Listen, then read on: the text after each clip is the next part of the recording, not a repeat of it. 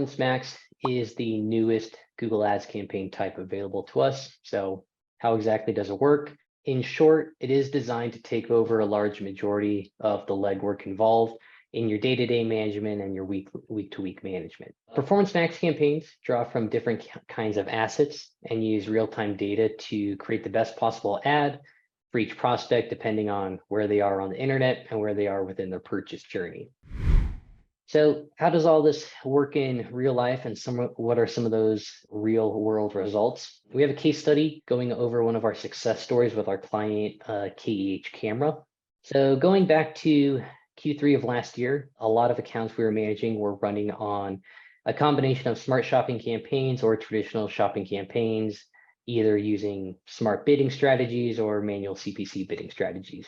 And anytime there's a change on Google, the question is always the same. How do we run these new campaign types, and how do we maintain or exceed our clients' revenue and return goals? So a little bit of background on KEH. KEH is one of our longtime clients. They sell new, used and refurbished cameras, lenses, and other camera gear. And before we made the switch over to PMax, about half of all of our paid search revenue was coming from the shopping campaigns, using a combination of manual bidding strategies or smart bidding strategies. We were using a tiered structured system, meaning we had anywhere from 1 to 3 shopping campaigns for each of their product categories, like cameras, lenses, mounts, etc. We did this at the time because it allows us to have a varying level of bids and a varying list of negative keywords, so we could essentially control the type of search terms that were showing up and how much we were paying for them. So for example, a low intent broad search term, we'd have it flow into a low intent campaign, have a very small bid. A high intent search term, we'd have it go into the high intent campaign and bid much higher. And the reason I bring this up is because one of the limitations to Performance Max campaigns is visibility into your search terms and some limited control over your negative search terms. Well, when PMax first launched, there was no way to apply negative keyword lists right out of the gate. There are a few ways that we can do that now. So as we tiptoed into our PMax campaigns, our strategy with KEH was to take a gradual approach and switch over a few campaigns at a time so we could learn, see if there were any mistakes that we had made, and understand the type of results that we could expect while transitioning over to PMax. The first thing we did was we paused all of the smart shopping campaigns that had automatically been created and automatically switched over to PMax.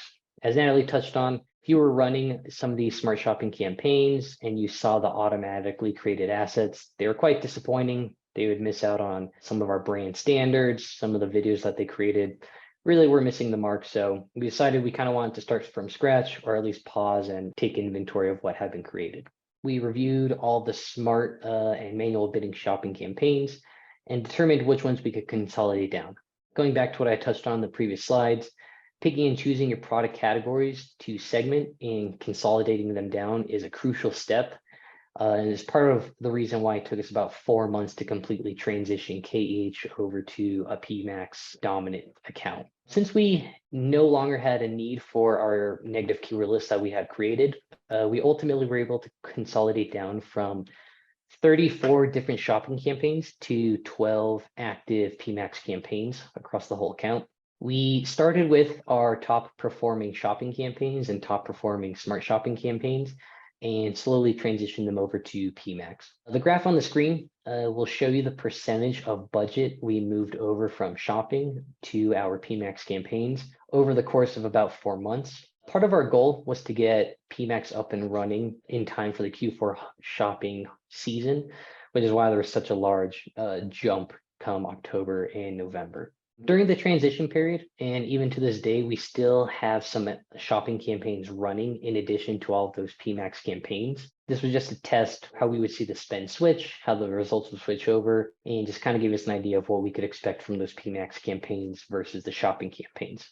One thing to keep in mind, if there's a search auction and your shopping campaign and your PMax campaign are both eligible for that same auction, Google will prioritize that PMax campaign. So this is why we saw a shift in traffic, a shift in conversions, a shift in revenue going towards those PMax campaigns. It's also important to remember not all of the spend we move from our shopping campaigns is going directly to shopping ads run out of PMax. Again, part of the performance in our PMax campaigns is coming from search, display, retargeting, and so on. So even with this in mind, we still continue to increase our Performance Max budgets. And as you can see, even after the holiday season was over, we nearly doubled the amount of budget from our shopping campaigns into our existing PMax campaigns. So what were the results? Similar to the shift in spend, we saw a very large shift in revenue coming from those PMax campaigns. In total, in the months following the transition from shopping to PMax, we saw a 76% increase in revenue attributed to those PMax campaigns compared to the shopping campaigns, and a 44% increase in transactions compared to shopping campaigns. In total, over a 6-month period, across the entire account and all campaign types, we saw an increase in revenue each month between 38% and 93% year over year. And across that same 6-month period, we averaged nearly a 10x return on ad spend across all those PMax campaigns.